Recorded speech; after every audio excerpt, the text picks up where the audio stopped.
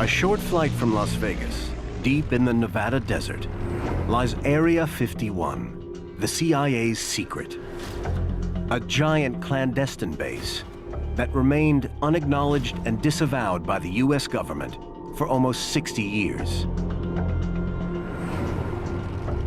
But in August of 2013, the CIA finally admits this place is real. And today, Richard Coe, a former US Air Force pilot, is heading straight toward it. They just picked us up back on radar. They lost us for a little while because of the terrain.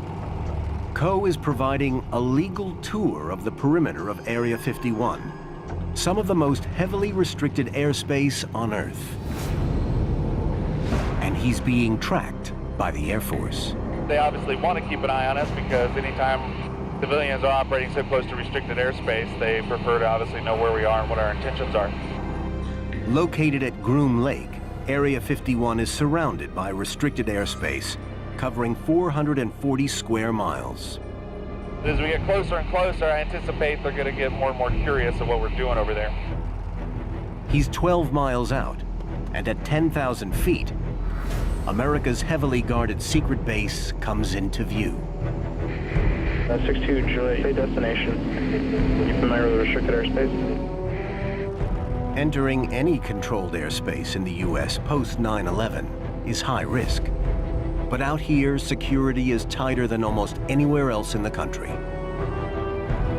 The box that surrounds America's top secret base is designated 4808 North. And the tower now issues an explicit order for the pilot to change course. Skyline 6 Kilo Juliet, turn north immediately, sir, for restricted airspace.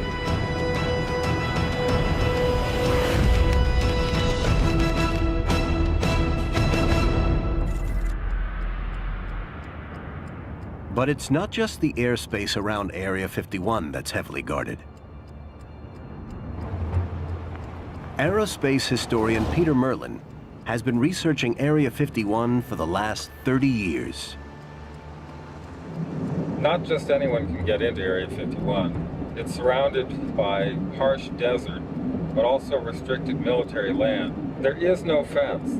There are just orange posts marking the border, and they're hard to see.